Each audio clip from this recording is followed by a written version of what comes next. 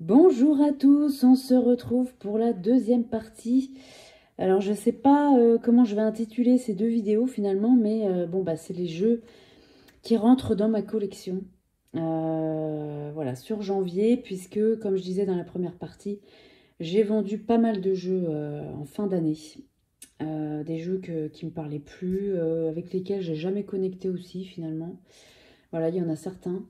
Je pensais, puis en fait non. Enfin voilà, il y a plein de trucs comme ça. Donc j'en ai vendu pas mal. Et avec ces ventes, eh ben, j'en ai racheté d'autres, évidemment. Voilà, donc on a commencé la première partie avec 3 jeux. Et on continue avec 3. Donc c'est des jeux d'occasion, hein, voilà. Dans la première partie, il y avait juste un jeu neuf. Mais les autres, c'est des jeux d'occasion. Voilà.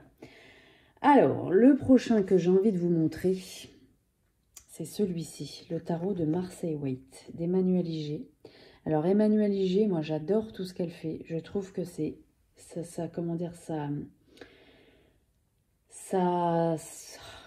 ses explications sur le tarot, moi, j'aime beaucoup. Je trouve que c'est hyper simple, c'est hyper clair. On comprend, voilà, tout de suite. C'est très bien fait, voilà, j'ai son livre ABC sur le tarot Rider-Waite, je crois que ça s'appelle comme ça. J'ai aussi ses cartes, parce qu'elle a un site qui s'appelle Les mots-clés, je crois qu'elle s'appelle comme ça aussi sur Instagram. Et donc elle propose des anti-sèches comme ça sur le tarot. Voilà, des cartes avec tous les mots-clés, voilà. En droit, en vert, il y a même des tirages proposés, vous voyez. Donc ça, je trouve que c'est super, franchement, c'est très très bien quand on est toujours en apprentissage du tarot, parce que voilà, l'apprentissage du tarot, ça prend énormément de temps. On ne peut pas tout comprendre, enfin ça met beaucoup de temps à intégrer tout ça aussi, donc je trouve ça super intéressant ces cartes-là. Et j'avais pas son tarot, donc qui est le tarot de Marseille Waite en collaboration avec Alice Laverty. C'est un tarot que j'aime beaucoup, pourtant il a une très forte connotation médiévale. C'est pas forcément ce que je préfère, mais là j'ai beaucoup aimé le style en fait. Alors le livret, alors il n'y a pas grand chose par contre. Par contre on y retrouve à peu près l'essentiel. Voilà, vous voyez par exemple pour le mât, le battleur, l'impératrice, le pape. Donc là on est sur les majeurs, sur le tarot de Marseille, donc qui porte le nom des arcanes du tarot de Marseille. On a quand même l'essentiel, je dirais. Voilà, on a l'essentiel. Pareil pour les mineurs. Vous voyez, on a des mots-clés à l'endroit, à l'envers. C'est pas le livret le plus fourni, c'est vrai. Mais elle fait d'autres choses à côté qui permettent vraiment d'apprendre le tarot d'une façon très très belle. Voilà, donc on a 2 tirages. Voilà, bon, c'est pas le livret le plus fourni, mais il y a quand même l'essentiel. Et c'est clair, en fait. Alors, l'intérieur de la boîte est verte. Moi, je pense que vous le connaissez, celui-là, hein, parce que c'est pareil. Je sais plus de quand il date. Est-ce qu'on voit 2020. Moi, il n'est pas si vieux que ça non plus. Hein. Il a quelques années, quoi. Le dos des cartes. Le voilà. Bon, c'est pas le dos de cartes le plus magnifique qu'on ait vu. Mais moi, je le trouve sympa quand même. Ce que j'adore dans ce tarot, c'est les bleus qui sont utilisés, la couleur bleue. J'aime énormément les bleus qui sont utilisés dans ce tarot. Alors, bon, bah, là, on est sur les majeurs. Alors, il n'est pas dans l'ordre, hein, parce que, voilà, vous voyez, ces bleus-là, je trouve que c'est magnifique. Et on les retrouve pas mal. J'aime beaucoup... c'est pas des bleus criards, c'est des bleus très doux, en fait. Presque chaleureux, finalement. Vous voyez? J'aime beaucoup ce tarot. Je trouve que les traits sont très fins. Tous les détails sont très visibles. Et je le trouve facile à lire, en fait. Malgré qu'il ait un style ancien. Alors, les majeurs, c'est inspiré du tarot de Marseille. Par contre, les mineurs, on est sur le Rider-Waite, comme son nom l'indique, hein, le tarot de Marseille Waite. Mais bon, vous le connaissez. Hein. Qualité de carte très bien. Les éditions Trajectoire, c'est qui tout double. Hein. J'ai des jeux de chez eux où les cartes, elles sont vraiment pas de très bonne qualité. Et il y en a d'autres où ça va. Celui-là en fait partie. Voilà, elles sont plutôt épaisses. Et j'adore ce tarot. Le tarot Rider-Waite classique, j'en ai qu'un que j'utilise. Celui que j'utilise le plus, c'est le vintage. Parce que le classique, je n'aime absolument pas les couleurs de ce tarot. Qui sont trop brutales pour moi. Alors après, sachez pas du tout. C'est propre à chacun, mais moi, ça ne me correspond pas. Le vintage, il me correspond. Mais celui-là, bah, je vais vous dire, il me correspond complètement. Voilà. Donc voilà, celui-là, ça fait très longtemps que je tourne autour. Je me dis, bon, est-ce que franchement, tu vas utiliser? Je sais pas, j'hésitais. Et puis bah pareil, grosse occasion sur Vinted, vraiment pas cher, voilà. Donc bah là, j'ai pas hésité, quoi. Vous voyez, les visages, je trouve que c'est dessiné très finement. Bon, on dirait qu'elle louche quand même, hein. Mais les traits sont fins. Celle-ci, j'aime beaucoup aussi. Voilà. Donc, bah, je trouve que pour apprendre le tarot, bah, ouais, il est très très bien. Il y en a une, je vais vous montrer. Je sais pas si je l'ai... Comme je parle beaucoup, je sais plus si je l'ai passée ou pas. Ma préférée, et c'est celle-là qui m'a décidé complètement. Est-ce que je vais la trouver ou pas? C'est la question. Déjà, celle-ci. Alors là, celle-là, ça m'a vraiment décidé aussi. Parce que j'aime beaucoup les bleus utilisés. Ça, c'est franchement, c'est ça qui me plaît. Au-delà de l'art, les bleus, je les adore, quoi. J'aime beaucoup. C'est celle-là aussi, voilà. Celle-là aussi, 6 d'épée, beaucoup aimé. Donc voilà. Voilà pour ce tarot. Je trouve qu'il est très sympa et voilà, il permet d'être sur un tarot classique. Alors si en plus on aime le Marseille et qu'on n'utilisait pas les arcanes mineurs, bah, on n'est pas perdu, hein. Voilà, donc je trouve que il est très intéressant ce tarot, vraiment. Puis Emmanuel Iger, c'est quand même une référence, hein. Donc voilà, celui-là. Ensuite, qu'est-ce qu'on a? Alors, un sur lequel je tournais depuis un moment, l'oracle des fées. Moi, tout ce qui est lutin, fée, tout ça, tout ce qui est féerique, en fait, voilà, bah, j'adore. Mais des fois, j'ai toujours un peu peur que ça parte un peu trop loin, en fait, voilà. Et bah, celui-là, je tournais autour dans les magasins, je le voyais, je me disais, oh, je sais pas. Et puis bah là, pareil, je le vois sur Vinted et bah là, j'ai pu hésiter un instant. Alors là, j'ai cru que c'était des coulures. Pas du tout, en fait, c'est fait exprès. Livret, très sympa. On a plusieurs... Alors, c'est très tourné sur l'environnement, l'introduction. On parle pas mal d'environnement, que les fées, voilà, il faut... avec les fées, il faut respecter l'environnement, etc. Donc, c'est assez tourné là-dessus. Sur la nature, en fait, sur la connexion à la terre, etc. Donc l'environnement en fait partie. Donc on a des tirages. Voilà. Et on a l'interprétation des cartes. Bon, il est en noir et blanc le livret. Bon. Et je trouve ça super intéressant. Voilà, c'est pas cucu. Pourtant, quand j'avais vu le dos des cartes, je me suis dit, oula, je sais pas. Et là, en fait, c'est... moi, je trouve que c'est très bien écrit. Voilà. Donc, j'aime beaucoup les messages qu'il délivre. C'est pas... hyper spirituel, on est quand même aussi ancré dans la vie quotidienne.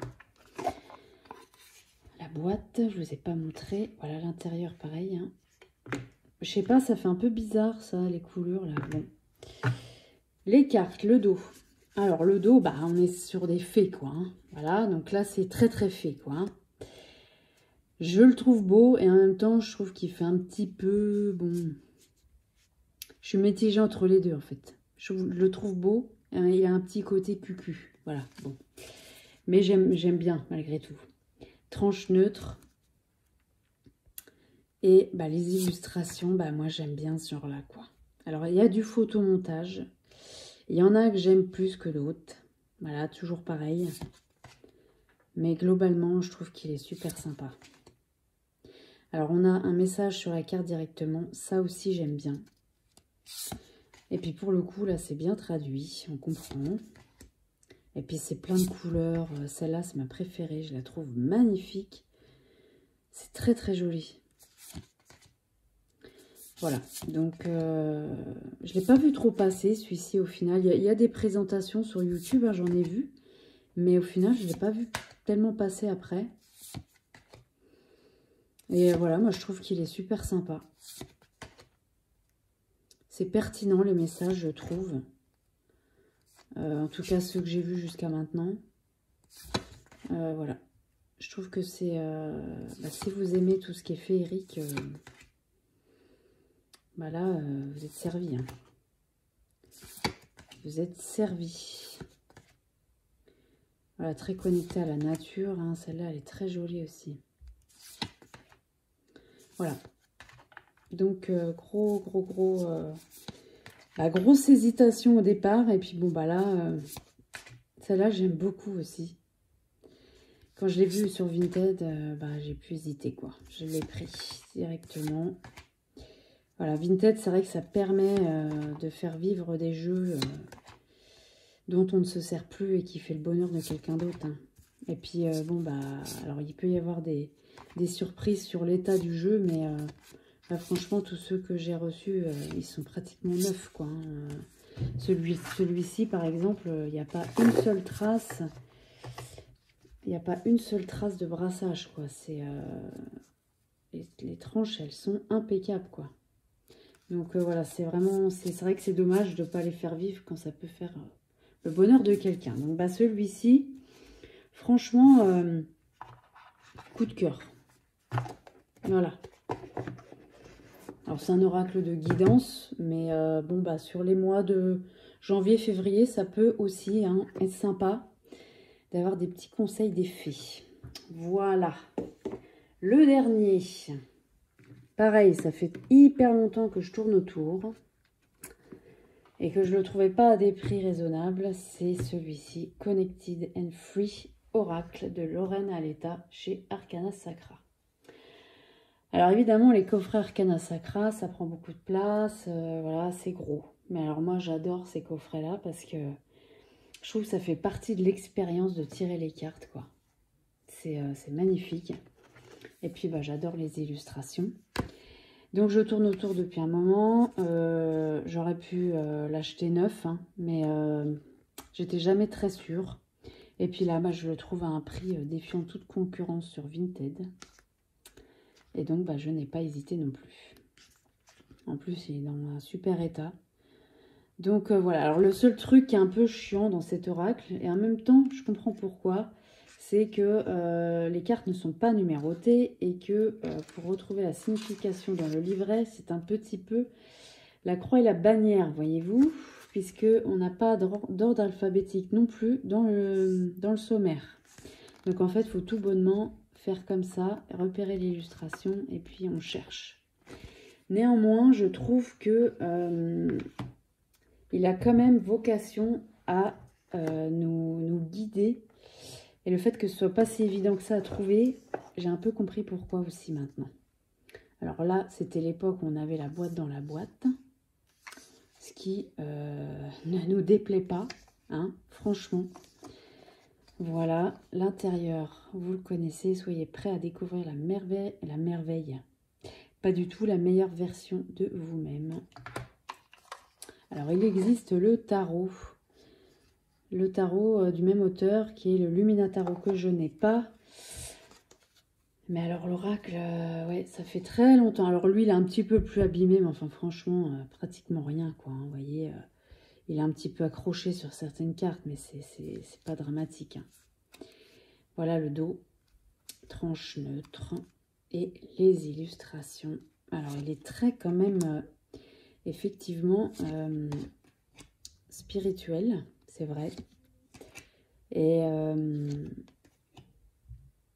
en même temps très ancré aussi par moments, parce qu'il y a beaucoup d'animaux, de nature.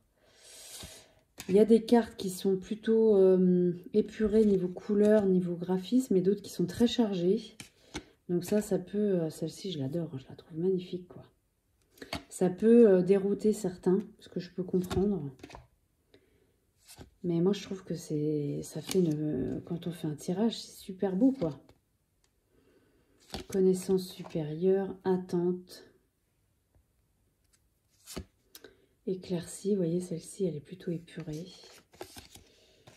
Soyez-vous, fin. C'est quand même assez explicite, hein, les mots-clés. Et puis, avec les illustrations, on arrive, vous voyez, commencement, hein, on comprend assez vite, sagesse supérieure. Ça me fait penser à le poulpe, comment c'était? Paul le poulpe. Vous êtes à votre place. C'est un oracle de guérison. Alors, on n'est pas sur du divinatoire, là.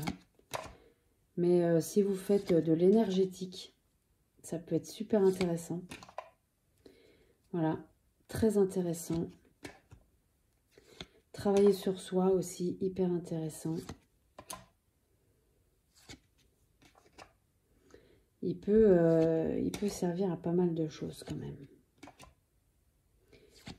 Voilà, pour l'instant, j'ai fait quelques tirages. Ça me parle beaucoup. J'ai fait quelques tirages assez pertinents. C'est pas l'oracle que je vais utiliser tous les jours non plus. Par contre, en carte du jour, pourquoi pas, à la limite, je sais pas. Je sais pas, j'ai pas encore fait en carte du jour. J'ai juste fait quelques tirages comme ça. Mais celle-là, j'adore aussi, Abondance. Mais voilà, celui-ci aussi peut être très intéressant. Si vous avez Lumina Tarot, je pense que forcément, il va... Super intéressant, ça aussi. Il va très bien aller avec, puisque c'est les mêmes auteurs. Voilà. Donc, voilà, celui-ci, j'aime beaucoup. Il y a 55 cartes, il me semble. Ouais, c'est ça, 55 cartes. Et puis, bah, on retrouve la qualité Arcana Sacra. Et bah, les illustrations me plaisent beaucoup. Donc, forcément, là, j'ai pas hésité, quoi. Voilà. Bah, écoutez, c'est tout. Hein, c'est déjà pas mal. Voilà, je ne sais pas si je vais réussir à tenir mes résolutions. De ne pas de ralentir sur l'achat de jeux. Bon, là, j'ai pas réinvesti... Enfin, si, j'ai réinvesti, mais je veux dire, comme j'en ai vendu, voilà. Mais bon, l'objectif, c'est quand même aussi d'utiliser ce qu'on a. Et Dieu sait qu'on en a quand même, on a de quoi faire. Vous, comme moi, je pense qu'on est un peu, à part les débutants, voilà. Mais voilà, quand on est passionné comme ça, on rentre assez vite dans une espèce de passion dévorante, quoi. Voilà, alors l'objectif, bah, c'est d'essayer de... À part quand on est collectionneur, parce que là, c'est encore autre chose. Mais si on ne l'est pas, l'objectif, c'est de peut-être revendre les jeux dont on ne se sert pas. Voilà, pour pouvoir investir dans des jeux qui nous correspondent beaucoup plus. Voilà, donc... voilà pour ces deux vidéos. Bah, j'espère que ça vous aura plu. Hein, voilà. Dites-moi ce que vous en avez pensé. Voilà, celui-ci, si vous intéresse, sur ma première vidéo. Voilà, dites-moi tout ça en commentaire. Je vous remercie infiniment de m'avoir regardé et je vous dis à très bientôt pour une nouvelle vidéo. Merci beaucoup.